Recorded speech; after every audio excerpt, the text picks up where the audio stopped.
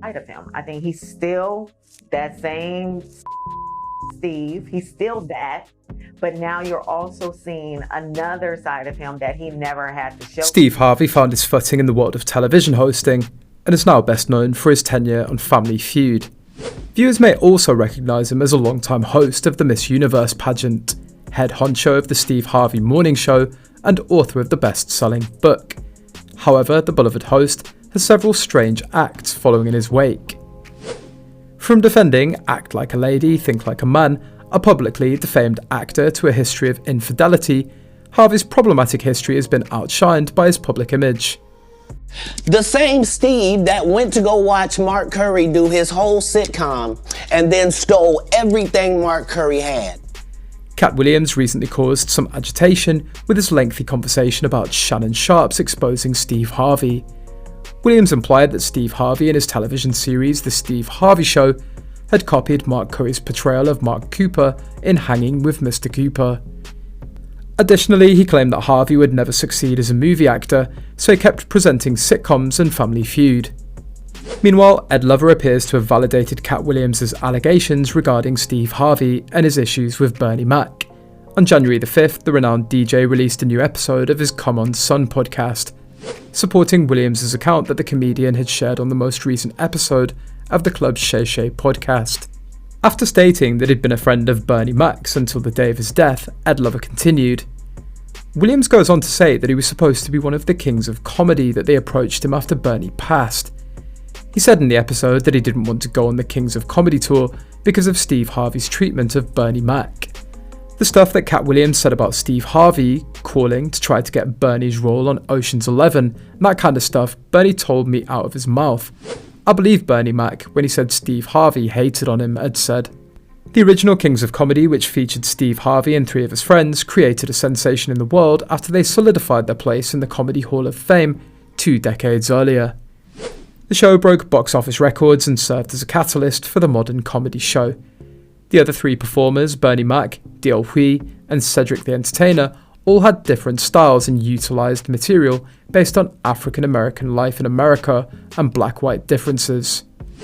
Harvey was the most assertive towards the audience, picking targets in the front row for remarks about their appearance, hair and prospects.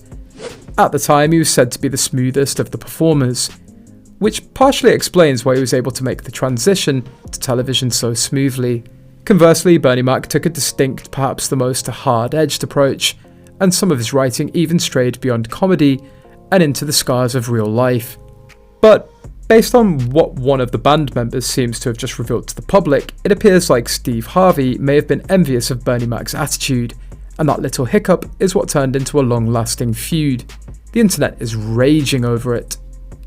Rumours that there was tension between Steve Harvey and the late Bernie Mac during the original Kings of Comedy tour have been going around for years. Now, other members of the tour, such as Cedric the Entertainer, who went on the tour with D.L. Hewley, Steve Harvey and Bernie Mac, have addressed these rumours.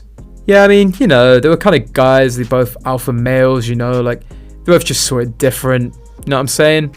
But at the end of the day, they were able to get through it, he said. In a 2003 interview with GQ magazine, Bernie Mac said that Harvey was attempting to harm him out of jealousy to get him to play particular movie roles. In a 2010 interview, Steve addressed Mac's charges and stated that Mac's remarks had harmed him. However, other parties, including Damon Williams, supported Mac's claims. Although Steve's attempt to purportedly take Mac's shine was not entirely successful, it appeared that the comic may have succeeded in that regard with Mark Curry. For those who are curious, this is the joke that Curry was referring to. To exacerbate the situation, Curry claimed that Steve had twice stolen his comic content from him. The comedian informed the TMZ crew that although he'd previously spoken with Harvey about the matter, the joke stealing continued. The comedian claimed Harvey had shared his gags on the Steve Show and that children often say the funniest things. My thing with Steve Harvey is he used my material on both of his platforms, Curry told TMZ staff. You're taking money out of my pocket. You've made it. You're very wealthy. Stop using my material, Mark also said.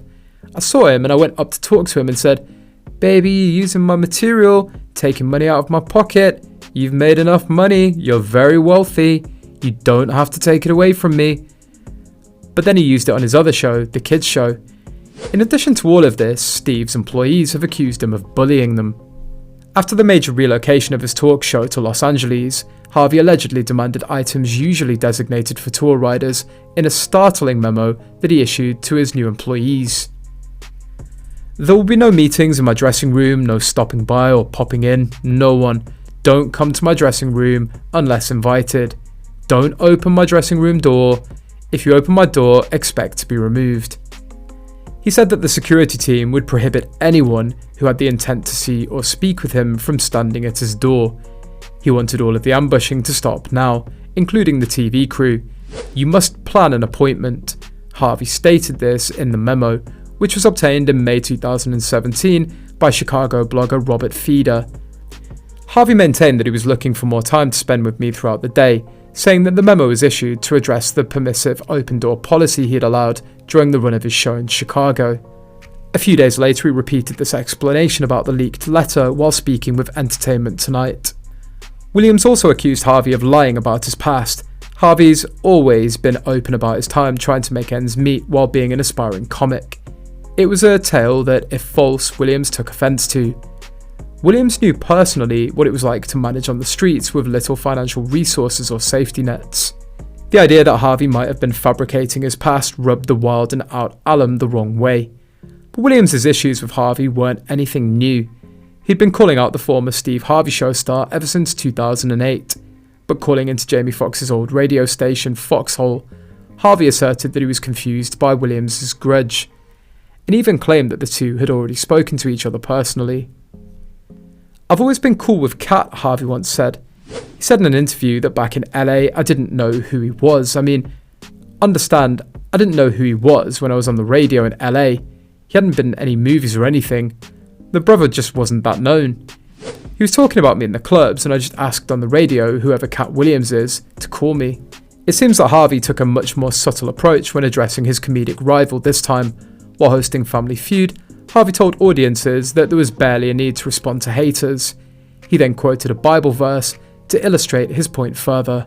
"No, you ain't gotta tell nobody nothing. All you have to do is be it. You don't have to open your mouth," Harvey posted on social media according to Vibe. "He prepares a table in the presence of mine enemies. He does it all the time, all my haters. I'm not gonna say nothing to them. They've got a TV, they can cut the TV on 7 days a week. All that hate, man, he's on there." Harvey didn't mention Williams by name, instead he kept bringing up someone assaulting him. "I've got someone really attacking me right now, I mean really going after me, man. I'm just waiting to see what God's going to do because they're going to have to get on. Can't nobody stop what God's got for you," Harvey said. What do you think of the accusations against Steve Harvey?